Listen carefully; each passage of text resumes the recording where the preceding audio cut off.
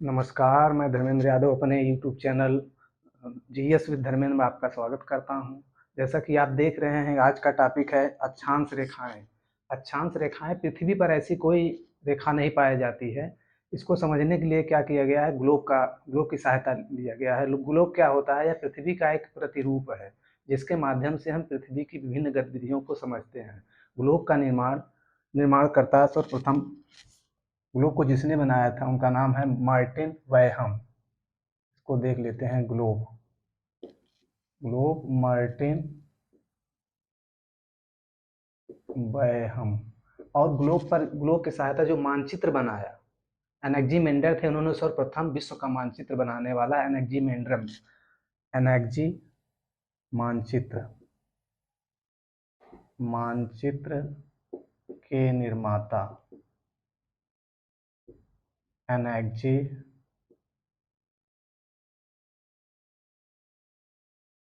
मेंडर।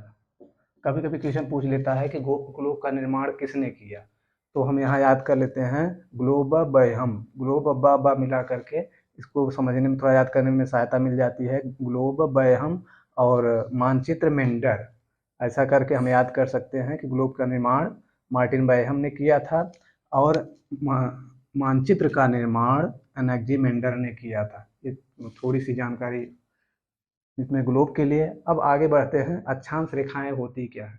पहले हम बता चुके हैं कि यह पृथ्वी पर कोई रेखा नहीं पाई जाती है, ग्लोब पर खींची गई ये काल्पनिक रेखा है। अगर हम पृथ्वी को एक भू माने, जैसे ये पृथ्वी क्या है, एक तरह से इन्होंने इसको क्या कहा है, इसको जियाड कहा है। जियाड मतलब होता है संतरे जैसी आकृति, संतरे जैसी आकृति या आबलेट। ठीक, अगर इसको हम भू माने, भू पृथ्वी धरती भू, तो अगर इसके हम बीचों बीच एक कोई रेखा, इसको दो पार्ट भाग कर दें, दो पार्ट में भाग आधा आधा कर दें इसको, तो ये दो पार्टों में बढ़ जाती है। पहला पार्ट इसका होगा, या इस गोले को अर्धक कर दें, आधा कर दें, तो इसके दो गोलार्ध होंगे, एक उत्तरी गोलार्ध, एक दक्षिणी गोलार्ध। ऊपर जो होगा वह क्या होगा, उत्तरी गोलार्ध होगा, और नीचे क्या होगा, दक्षिणी गोलार्ध। दक्षिणी गोलार्ध। अब इन बराबर भागों को बांटने वाली जो रेखा होगी, उसी को भूमध्य रेखा कहते हैं। भूमध्य रेखा। ठीक, अब यही भूमध्य रेखा है, इसी रेखा को ही जीरो अक्षांश माना गया है। जीरो अक्षांश रेखा पृथ्वी को दो बराबर भागों में बांटने वाली काल्पनिक रेखा भूमध्य रेखा होती है, और उसी को ही जीरो अक्षांश रेखा माना जाता है। अब जीरो अक्षांश रेखा क्यों माना जाता है, इसको हम अलग देख लेते हैं अभी, कि इसका आधार, अक्षांश रेखा को मानने का आधार क्या है।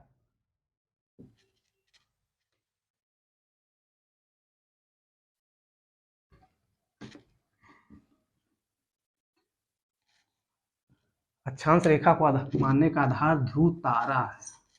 ध्रुव तारा मतलब ये कहा, ये पृथ्वी है और पृथ्वी का ये उत्तरी ध्रुव है। ध्रुव तारा जो है वह पृथ्वी के उत्तरी ध्रुव के सापेक्ष ही गति करता है, वह ध्रुव उत्तरी ध्रुव के सापेक्ष स्थिर रहता है। मान लीजिए ध्रुव तारा यहाँ पर है, यह इसके सापेक्ष स्थिर रहता है। स्थिर रहने का मतलब है पृथ्वी घूम रही है तो वैसे ये भी इसका घूम रहा है, चक्कर लगा रहा है, तो इसके सापेक्ष ये स्थिर रहता है। तो स्थिर रहने का मतलब है, अगर यहाँ से हम एक एंगल निकालें तो ये 90 अंश का कोण बनाता है। अर्थात ध्रुव तारा जो होगा ये ध्रुवों पर 90 अंश का कोण बनाएगा। जैसे जैसे हम पृथ्वी पर स्थान बदलते चले जाते हैं, स्थान बदलेंगे तो इनका एंगल साथ ही बदलता हुआ चला जाएगा। तो एक स्थिति ऐसी आएगी जहाँ पर यह जीरो अक्षांश, जीरो अंश बताता है, जीरो अंश बताएगा, क्योंकि यह जब यहाँ पर पहुँचेंगे, इस भूमध्य रेखा पर पहुँचेंगे, तो वहाँ से ये ध्रुव तारा ढक जाता है, मतलब क्षितिज के हम पार हो जाते हैं, ध्रुव तारा हमको नहीं दिखाई पड़ता है, मतलब कोई एंगल नहीं बनाता है। जहाँ पर एंगल बनाएगा, जैसे यहाँ पर इस एंगल बनाया, तो यहाँ मान लीजिए 70 अंश का, मतलब 70 अक्षांश। जितना एंगल बनाता है उतना अक्षांश बनता है।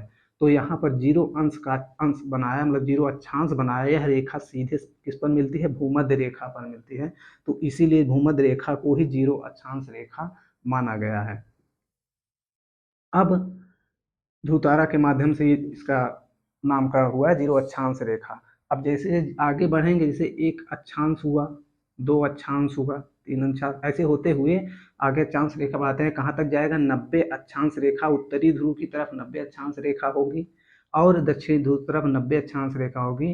टोटल 90 इधर हुई, 90 इधर हुई। टोटल कुल अक्षांशों की संख्या क्या हो जाती है? कुल अक्षांशों की संख्या 90 उत्तरी ध्रुव तरफ प्लस 90 दक्षिणी ध्रुव तरफ प्लस एक जीरो अक्षांश रेखा। इस प्रकार 181 अक्षांश रेखाएं पाई जाती है। कुल टोटल 181 अक्षांश रेखाएं पाई जाती हैं। ये अक्षांश रेखा रेखा ना होकर के यह पृथ्वी के चारों तरफ एक वृत्ताकार मार्ग बनाती है, एक वृत्त बनाती है। इस प्रकार ये चारों तरफ एक वृत्त बनाती हैं। तो कभी भी क्वेश्चन पूछ लेता है कि सर्वाधिक सबसे बड़ी अक्षांश रेखा कहाँ पाई जाती है, तो उसमें दिया रहेगा 70 अक्षांश या 23 अक्षांश या 23 अंश या जीरो अक्षांश या भूमध्य रेखा पर। तो सबसे बड़ा वृत्त ये भूमध्य रेखा जो होगी वह सबसे बड़ा वृत्त बनाएगी, या जीरो अक्षांश रेखा जो होगी वह पृथ्वी पर सबसे बड़ा वृत्त बनाएगी। जैसे जैसे ऊपर जाएंगे वैसे ये छोटा होता चला जाएगा, जैसे नीचे आएंगे छोटा होता चला जाएगा। मतलब उत्तरी ध्रुव तरफ बढ़ने पर यह वृत्त छोटा आकार लेता चला जाएगा और दक्षिणी ध्रुव बढ़ने पर यह छोटा आकार लेता चला जाएगा। मध्य में जो पड़ता है वही सर्वाधिक सबसे बड़ा वृत्त बनाता है। अर्थात सबसे बड़ी अक्षांश रेखा या सबसे बड़ा वृत्त बनाने वाली अक्षांश रेखा वह जीरो अक्षांश रेखा होगी। अक्षांश रेखा या भूमध्य रेखा,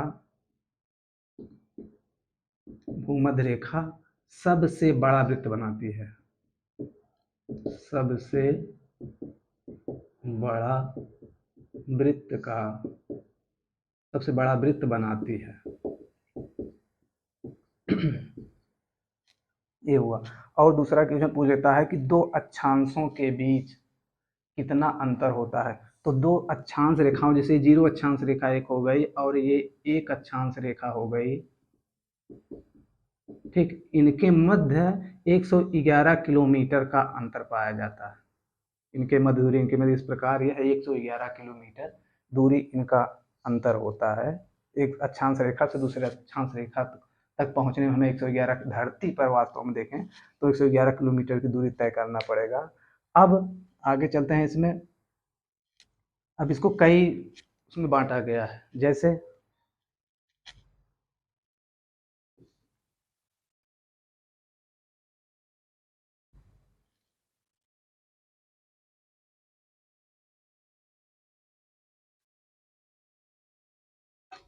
आगे देख लेते हैं।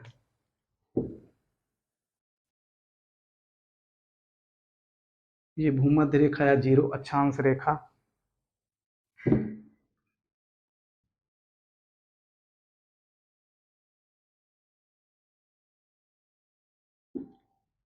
अब इसके 5 अक्षांश तक, क्योंकि अक्षांशों के माध्यम से ही जोनों का निर्माण किया गया है या कटिबंधों का निर्माण किया गया है, तो इसके 5 अक्षांश इधर, ये जीरो आपका जीरो अक्षांश हो गया रेखा, ये 5 अंश अक्षांश रेखा, 5 इधर 5 अंश अक्षांश रेखा, एक उत्तरी ध्रुव दक्षिणी ध्रुव। और आगे चलेंगे, एक और रेखा मिलती है उत्तरी ध्रुव पर 23.5 अक्षांश, 23.5 अंश अक्षांश रेखा, ठीक। फिर एक ऊपर चला चला जाता है एक 66.5 अंश अक्षांश रेखा। ये किस पर है? ये उत्तरी ध्रुव की ओर है। अब दक्षिणी ध्रुव की ओर चले जाते हैं।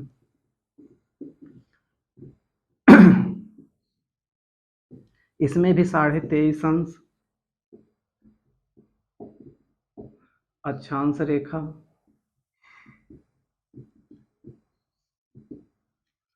और इसमें भी 66.5 अंश।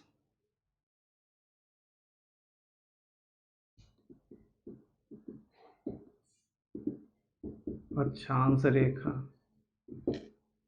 इतनी रेखाएं महत्वपूर्ण रेखाएं होती हैं। अब इनके बारे में जानकारी लेते हैं। तो ये कहा जाता है कि 0 अक्षांश से 5.5 अंश अक्षांश उत्तरी ध्रुव और 5 अंश अक्षांश दक्षिणी ध्रुव को जो मिलाकर ये पट्टी जो बनती है, ये गल्फ स्ट्रीम की पट्टी पड़ती है। यहाँ पर गर्म जल धाराएं ज़्यादा पाई जाती हैं क्योंकि यहाँ पर सूर्य की किरणें लगभग जब लंबवत पड़ती हैं, और लंबवत पड़ने के परिणाम स्वरूप यहाँ पर क्या होता है कि गर्मी ज़्यादा पड़ती है, गर्म ज़्यादा हो जाता है, जिससे वायु दाब कम हो जाता है, इसलिए इसको गल्फ स्ट्रीम या गर्म जल धाराएं वाला क्षेत्र कहा जाता है। अब इसके बाद चलते हैं 23.5 अक्षांश रेखा को ही कर्क रेखा कहा जाता है, को कर्क रेखा कहा जाता है। अब इस पर जब सूर्य की किरणें लंबवत पड़ती हैं कर्क रेखा पर, तो कर्क संक्रांति होती है। और उसके बाद ये 66.5 अक्षांश रेखा, इसको हम आगे देखते हैं। अब 23.5 अंश अक्षांश रेखा उत्तरी ध्रुव पर कर्क रेखा पाई जाती है, और 23.5 अक्षांश दक्षिणी ध्रुव पर मकर रेखा पाई जाती है।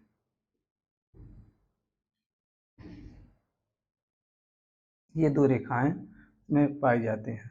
अब और इसके आगे बढ़ते हैं हम। अगला पॉइंट ये आता है कि इसी भूमध्य रेखा को, इसी भूमध्य रेखा को ही विषुवत रेखा कहा जाता है। अब विषुवत रेखा क्यों कहा जाता है?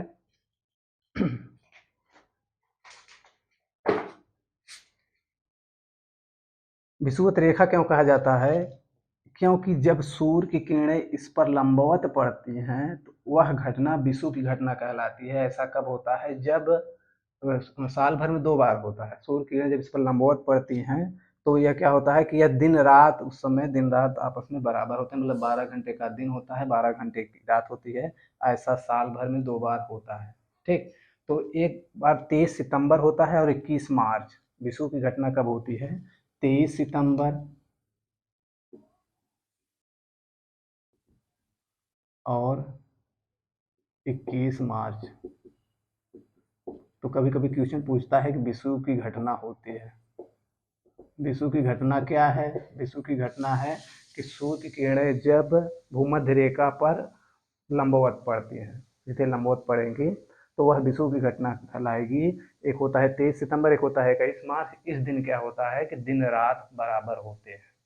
2 दिन साल में ये 2 बार ऐसा होता है कि दिन रात बराबर होते हैं। तो इसीलिए इसको क्या कहा जाता है? विषुवत रेखा कहा जाता है, कि इस पर लंबवत पड़ने से विषुव की घटना होती है और दिन रात आपस में बराबर हो जाते हैं। तो इस विषुवत रेखा किसको, इसी 0 अक्षांश रेखा को ही विषुवत रेखा भी कहा जाता है। भूमध्य रेखा को ही, छोटे मोटे क्वेश्चन पूछता रहता है कि भूमध्य रेखा, विषुवत रेखा किसे कहते हैं? भूमध्य रेखा को ही विषुवत रेखा कहा जाता है। अब इसी घटना के आधार पर इसको, जैसे जैसे सूर्य उत्तरायण होता है, जैसे दक्षिणायन होता है, तो वैसे वैसे इसे कटिबंध जोन बनते हैं इसके। तो 4 कटिबंधों में इसको अलग अलग किया गया है। पहला कटिबंध जो बनता है, ये 5 0 से लेकर के 5 अक्षांश तक, और इधर से लेकर कुल मिलाकर 10 अक्षांश तक जो होता है, वह वो कटिबंध क्या बनता है? वो बनता है उष्ण कटिबंध बनता है। ये कटिबंध क्या बनेगा? उष्ण जोन कहलाएगा। ठीक, उसके बाद यहाँ से यहाँ तक उपोष्ण हो जाएगा, फिर इसके यहाँ से यहाँ तक शीतोष्ण हो जाएगा, उसके बाद शीत कटिबंध। ये जो आर्कटिक बनता है, ये जो वाला वृत्त जो 66.5 अंश अक्षांश रेखा जो बनाया है, ये आर्कटिक वृत्त बनाता है। आर्कटिक, ये आर्कटिक वृत्त बनाता है, मतलब इसके अंतर्गत जो ये वृत्त बनाएगा ऊपर से 66.5 के ऊपर जो क्षेत्र बनता है, वह आर्कटिक वृत्त बनेगा। इसी क्षेत्र को ही शीत कटिबंध कहा जाता है। शीत कटिबंध कहा जाता है, क्योंकि इसे 4 कटिबंधों में बांटा गया है। पहला नंबर उष्ण कटिबंध, उष्ण कटिबंध। दूसरा नंबर ये वाला क्षेत्र 5 अंश से 23 अक्षांश तक, उपोष्ण कटिबंध, उपोष्ण कटिबंध। फिर उसके बाद शीतोष्ण कटिबंध 23, 23.5 से 66 वाले क्षेत्र से शीतोष्ण कटिबंध, शीतोष्ण कटिबंध, और उसके बाद शीत कटिबंध, 4 कटिबंध पाए जाते हैं इस इन अक्षांशों के आधार पर। ठीक, एक है पहला नंबर उष्ण कटिबंध इतना, शीत उपोष्ण कटिबंध ये वाला क्षेत्र, फिर ये वाला क्षेत्र आपका हो जाएगा, ये ऐसे कर लीजिए और ऐसे कर लीजिए, ये वाला है ही इतना, 5 अंश इधर, 5 अक्षांश इधर, मतलब इधर उष्ण कटिबंध, इधर उपोष्ण कटिबंध, 23.5 अक्षांश शीतोष्ण कटिबंध, और इधर सबसे ऊपरी आर्कटिक वृत्त में। और ये वृत्त जो बनाएगा दक्षिणी ध्रुव पर, जो अंटार्कटिक वृत्त बनाएगा 66.5 अंटार्कटिक वृत्त, अंटार्कटिक वृत्त।